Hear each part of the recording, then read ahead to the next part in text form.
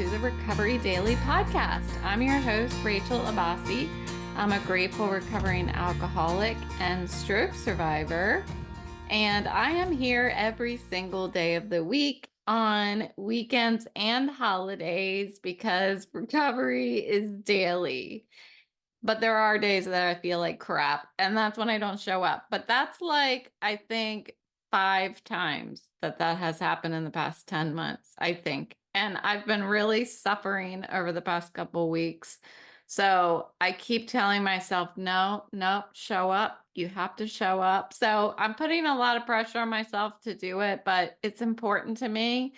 And I'm not saying that so you feel sorry for me. I'm telling you that because that's what I do here. I try to give you the honest truth about what's going on in sobriety and not sobriety, both sobriety and stroke recovery, because some days are hard and I don't want to come across like I'm just having the time of my life here.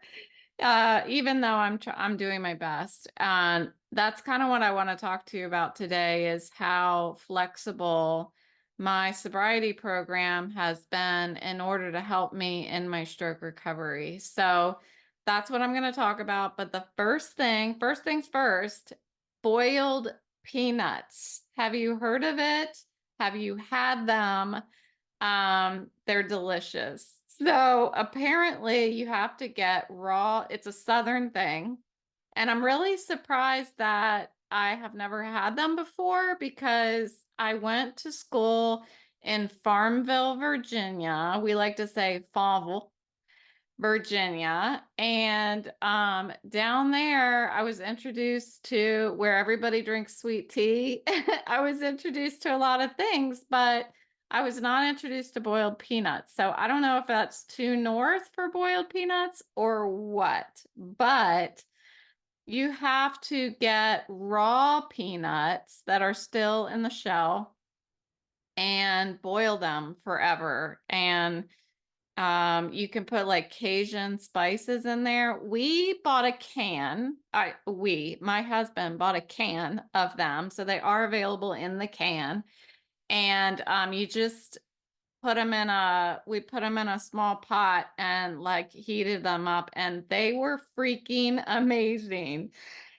Excuse me. They are like a delicacy. It was like I was eating crab legs. That's what I felt like. Or artichokes. I love artichokes too, but they were delicious. So go get yourself a can of boiled peanuts. I recommend the Cajun flavor, but we have another like regular, just salted flavor that we're going to try maybe next week. I think we're not supposed to eat too much of them because they're super salty and that's not good for us either. But I would eat them every day. They're that good. They're that good. So boiled peanuts, add it to your shopping list. Okay.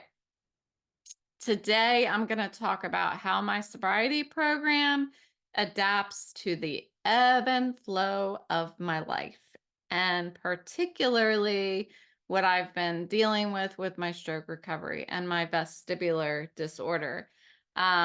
And I share a lot about this with you. I just want to, I guess, reiterate it some more. That's where my head is today, is just I'm so grateful for the fact that I entered into sobriety about 5 years before I had my stroke. So I have been able to build a foundation that helps me maintain a healthy mindset, positive mindset. It has helped me to build a relationship with my own concept of my higher power.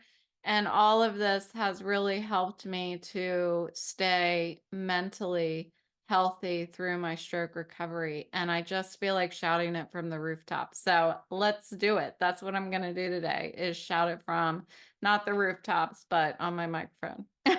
So one of the remarkable aspects of my sobriety program is its flexibility, and I can shift and shape it based on what's happening in my life. And whichever character defect is most prominent at any given time? I've got lots of character defects. I should have a few episodes on all of my defects. That won't be just completely humiliating, but I'll try it. So this adaptability of my program is what makes it so useful and sustainable.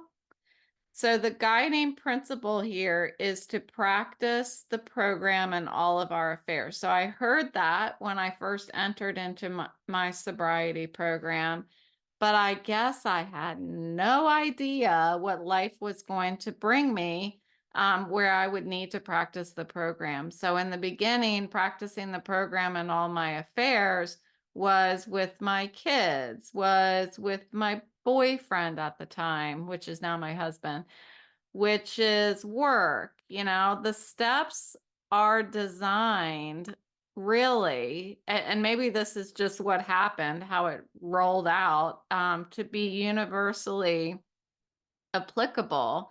And it allows us to integrate them into every aspect of our lives, even in something so kind of life-changing as stroke recovery. And it's a testament to the program's versatility that it can support us through a wide range of challenges and circumstances, even in life-altering events that have nothing to do with drinking. But everything really has to do with drinking, right? Because it could massively, what we go through can massively impact our desire to stay sober. And I have to say, it hasn't been perfect for me, where I had my stroke, and when I was in the hospital, I wanted Percocets. I had a headache, constant headache, which I still, as you know, deal with every day. And I wanted some sort of drug that was going to make the pain go away, but not make just the headache go away. I wanted to just, it was an excuse. I was in the hospital. That's where drugs are in my head. And I wanted to take take advantage of the opportunity that was in front of me. That is really what was going on in my head. And I did end up having Percocets, but I had a headache. So they didn't do anything that was pleasurable for me. And they didn't get rid of my headache either. So I ended up throwing the Percocets away after I got home, but I wasn't going to give up until they prescribed some for me. And that's not great, right? I feel like I I wouldn't say that I had to restart my sobriety date or anything. I didn't do anything. I didn't feel a high. Nothing happened.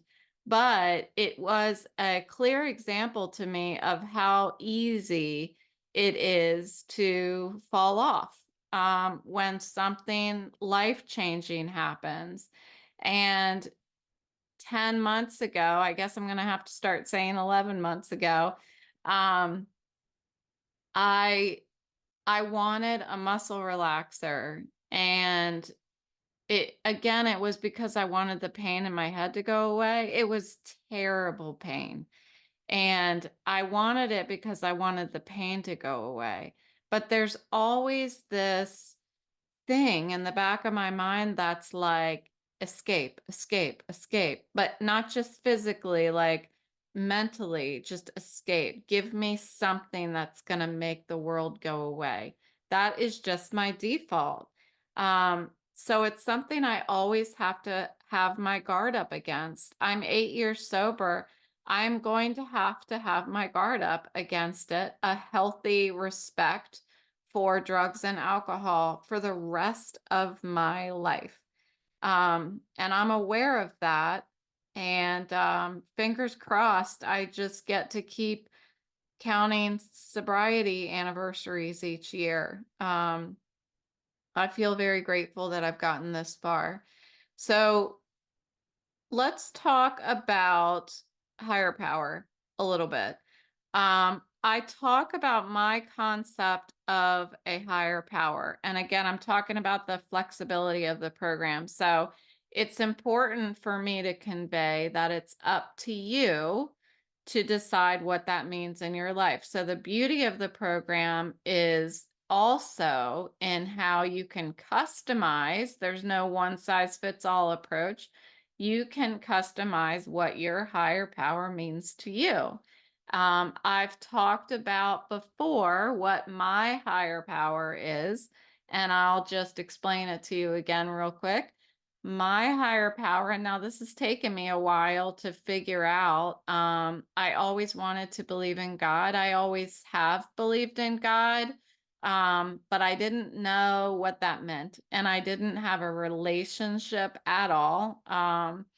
I always prayed. My whole life I prayed, but I didn't know who I was praying to. I didn't know how I was supposed to pray. I didn't read the Bible. I went to church as a youngster, and um, I just didn't know what I was supposed to do. And I certainly didn't think I was doing it right. But when I entered the program of AA, they told me that I can do whatever I want and I can believe in whatever I want. And that opened the door for me to relax. That's what I needed. I needed to relax. There was no right way. And that's what I needed to hear. I needed to be able to do it my way. And I needed to build my own relationship.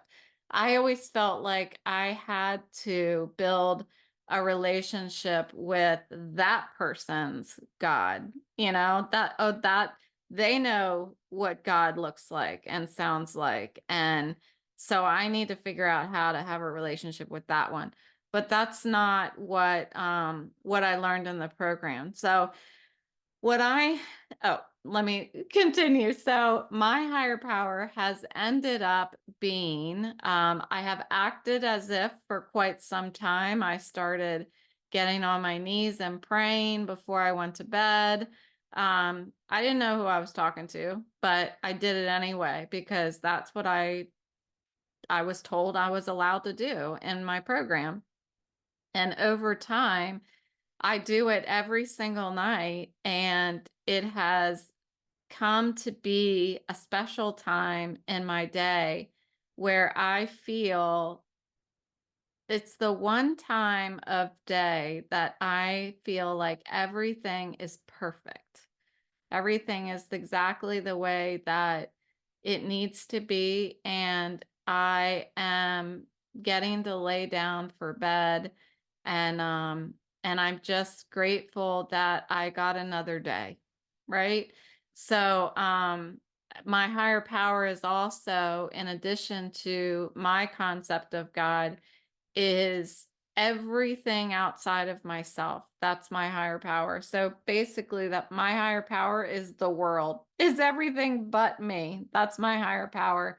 But it includes all these people that have passed in my life that I know would be really proud of me today. People who tried to help me in my life, people that made a significant impact in my life, and people that, if I believe that they are able to watch me from where they are after they have passed, I want them to be proud of me. So they are part of my higher power.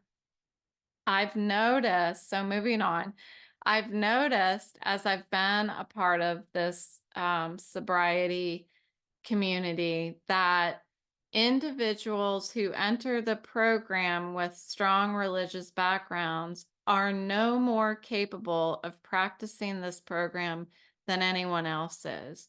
I was afraid of that when I saw God all over the steps and these things on the wall. I was like, well, I'm not going to be able to do this because I don't know what God is. I don't know how to have a relationship and stuff. But I stayed anyway, and I just kept listening. And it was important for me to hear somebody say that You don't have to have the same understanding as I do.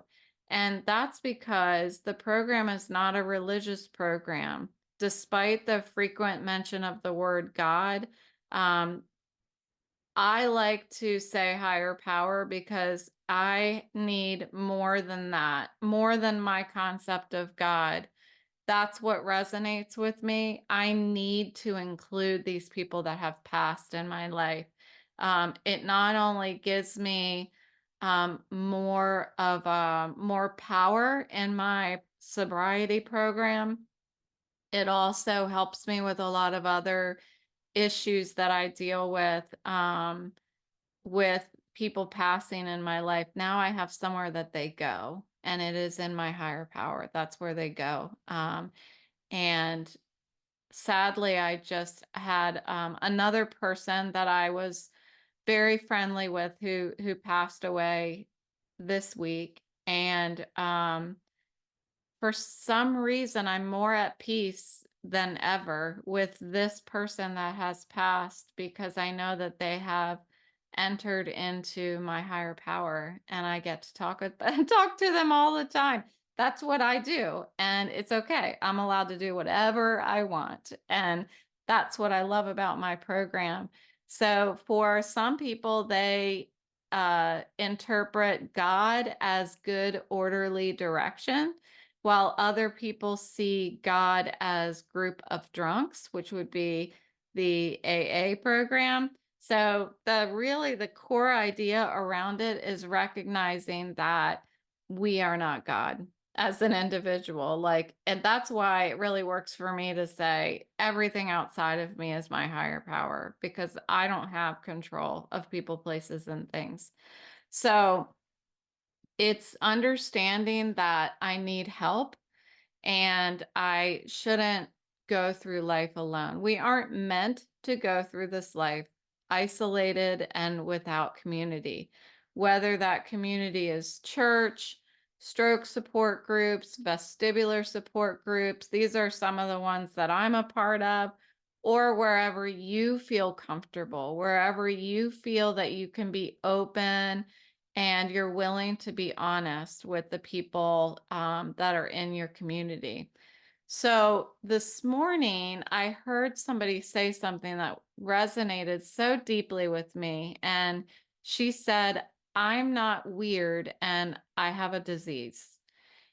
So she was talking about how when she entered into the sobriety program, she finally was able to say, I'm not weird.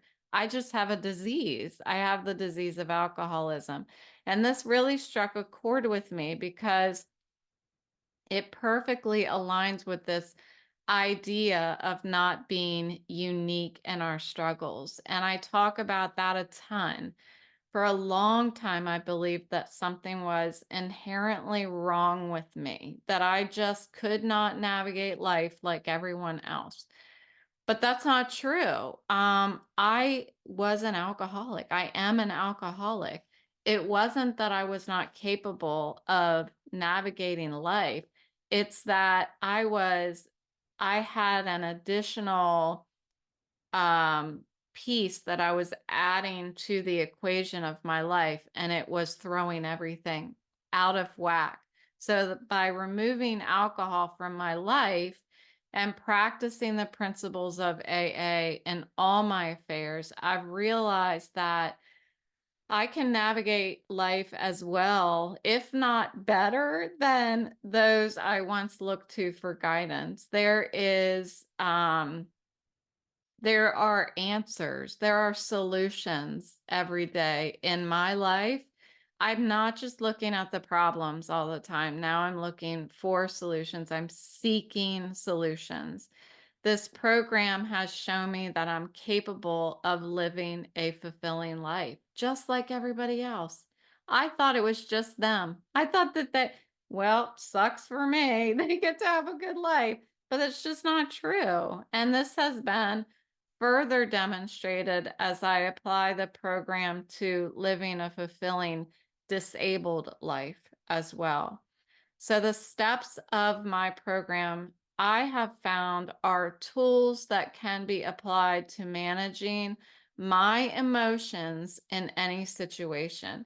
That's really what it seems like is happening.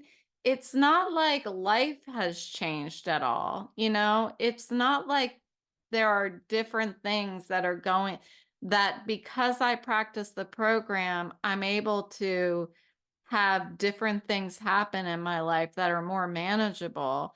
It's not, it's that life is still happening the same way as it was before, but now I can manage what's going on inside of me.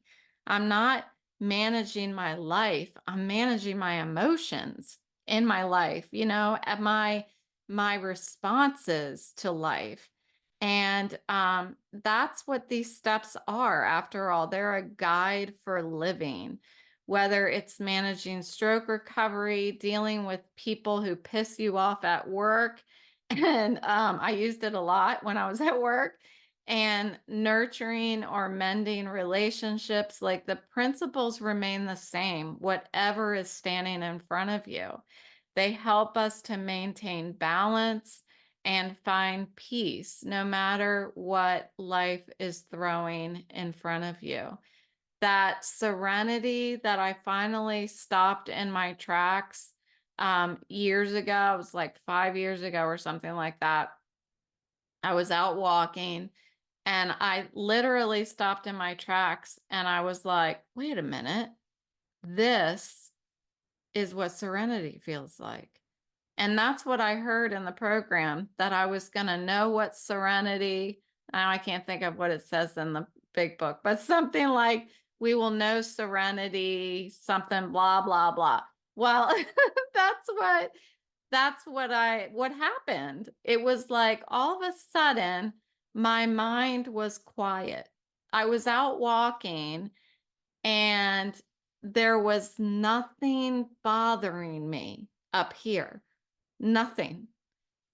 Everything was right. Everything had been dealt with. Everything was in order. Everything was as it should be. And it's not that life was any different. Nothing changed in the world around me.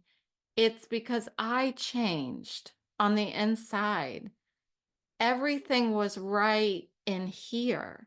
It's not that everything was right out there. One of the most important lessons that I've learned is that I was not meant to do life alone. I thought that that's the way we were supposed to do it. But the support and fellowship that I have found in my sobriety program and any of these programs that are available to me now, like stroke support groups and vestibular support groups and my AA fellowship, these programs and communities are invaluable. I see so many people, especially right now, that are grieving the loss of loved ones. And some days, their only reason for living is because they have children that they're raising. And it doesn't have to be this way. That pain is not meant to be carried alone.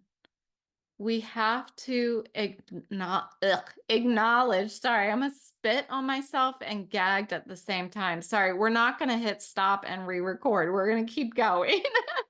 We have to acknowledge when we aren't well on the inside. And we're the only people that can do that. We have to acknowledge that we aren't well and we need help. And then more than that, we need to be open to receiving it. And that means getting freaking uncomfortable. This community aspect is what makes life and pain more manageable. So I think what is really important that I want to share tonight is, if you are grieving the loss of a loved one, please, please, please seek community. Pain was not meant to sit quietly inside us.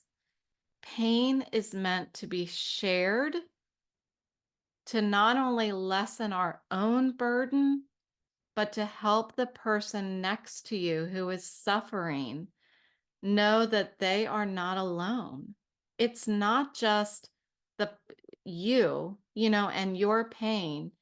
It's you and the person next to you who is feeling the exact same way. If you're not just going to do it for yourself, do it for the two of you because there's somebody else out there that needs to hear you share what your pain feels like. And that is the exact purpose of the Recovery Daily podcast. So if you're listening today and feeling like you're struggling to manage life on your own, you don't have to. Seek the support of those around you. It's a phone call away. It's a drive over to the local Club 12, in Leesburg, or over to your church, wherever. Now it's even easier. You can go online and find a local support group, community, pick up the phone. There's so many support emergency lines that you can call, whether it's for sobriety, you're grieving. There is help for us, but the help is there. You have to seek it. You have to make the decision to lean into support. So whether it's a program, friends, family, a higher power of your choosing, let that support lift you up. You're not alone. You don't have to be alone. We can navigate all of it together with grace and resilience, but you have to use your voice. It's the pebble that starts the ripple effect. And the reason why I started the podcast was because at the moment that I started the podcast, I thought that's all I had left was my voice because I couldn't do anything. I couldn't even open my eyes. I was in so much pain, but I still had my voice and I had to use my voice to save myself. And that's the same situation that you may be in. You have to use your voice to save yourself. So thank you for tuning in to today's episode of the Recovery Daily podcast. If you found this discussion helpful, please share it with others who might benefit. And don't forget to check out my latest blog that I try to keep up with on my website. For more insights and strategies, I just posted a blog last night about managing guilt and embracing self-compassion, supporting the podcast that I had yesterday. So thanks again for listening, and I will talk to you